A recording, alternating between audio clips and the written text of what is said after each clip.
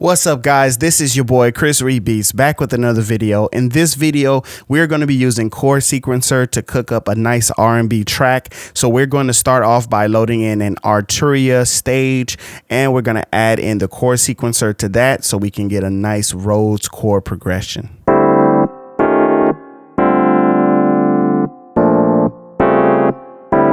I really like how those notes are sounding, but we're going to actually humanize this a little bit and change the timing and velocity so it's not coming in so harsh.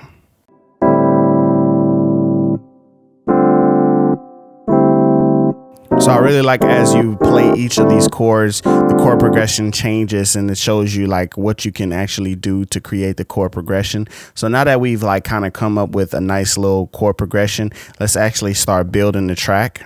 All right, so right here I got a drum kit and it's playing a rhythm using the beat map, but I'm really just using it as a filler so I can actually get a mood going for the rest of the beat, and then we're going to change the drums out later.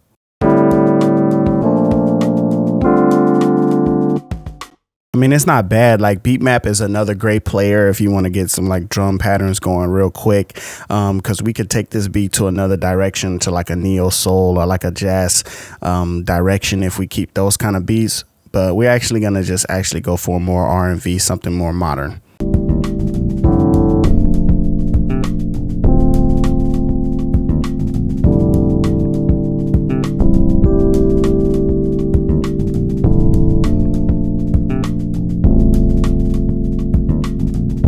All right, so right here, we're going to add the ID8 piano and we're going to add another chord sequencer, but we're just going to use the same exact patch that we used from earlier. We're going to copy and paste that patch so that way it already has the chord progression and the chord set that we used from earlier.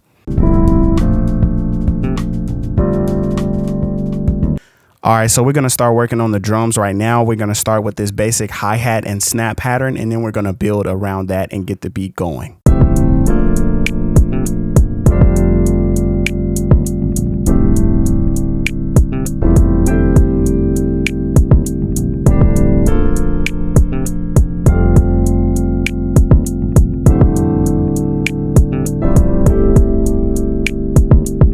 All right, so it's still sounding very jazzy, but we're going to start to change up some of these elements and start adding in more contemporary sounds and drums. And then we're going to actually have a different sound. And then you guys let me know down in the comments if you like the previous jazz type sound or if you rather prefer the more modern R&B sound. You guys let me know in the comments.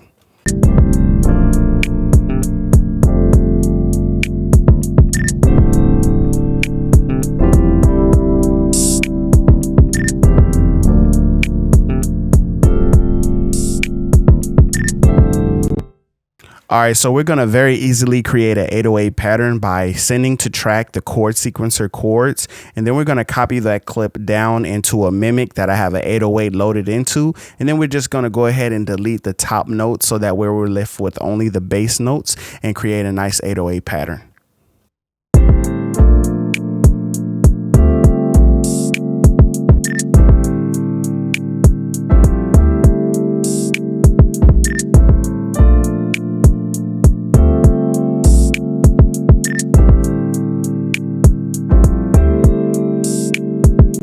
All right, so right now we're going to add an Audiomatic retro transformer to this Mimic 808 so that we can just fatten it up a little bit.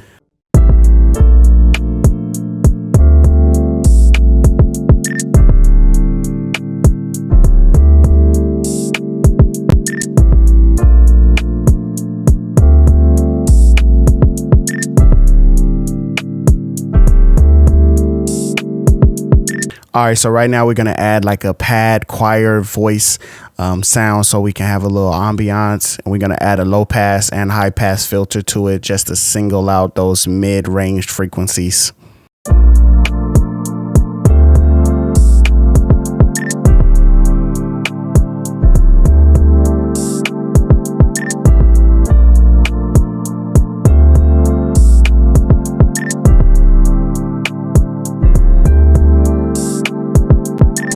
All right, so it's real easy to take a chord sequencer and add it to another instrument. So that's what we did with the piano. But actually right now we're going to add in a quad note generator, and we're going to mess around with the settings so that we can get a nice ARP melody happening. And we're actually going to change this piano to a synth.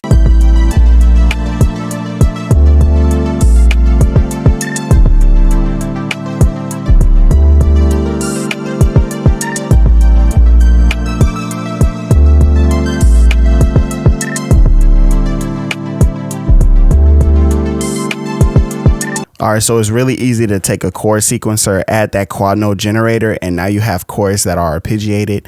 There's other ways that you can do that as well, but also with that, you can generate melodies and you can just do a lot of stuff with that combination.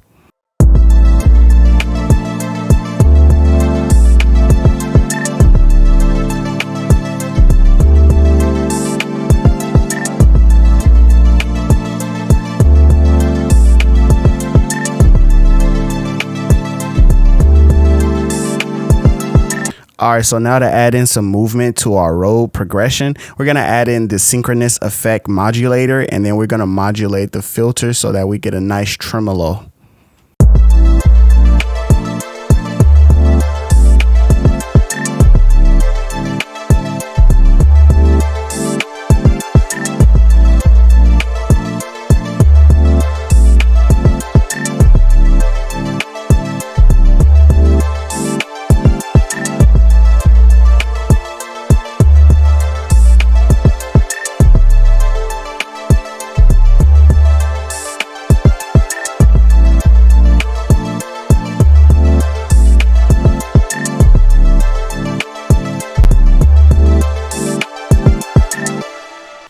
All right, so right now I'm going to do some sequencing to the beat, create an intro and a verse section and a chorus.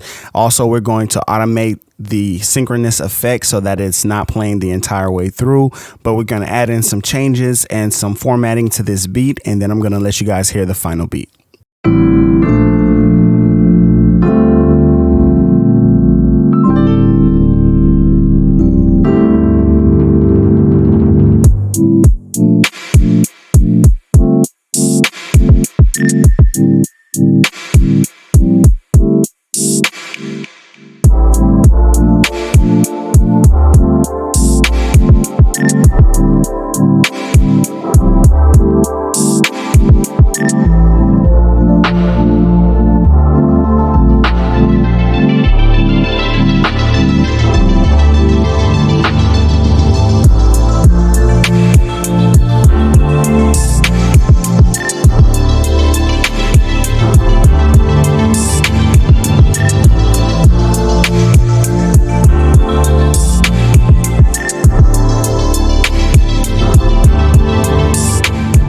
All right, guys, and that's going to do it for this beat. We left the beat a little open so that a singer could come in and do some work with the song and not have too many instruments to contend with.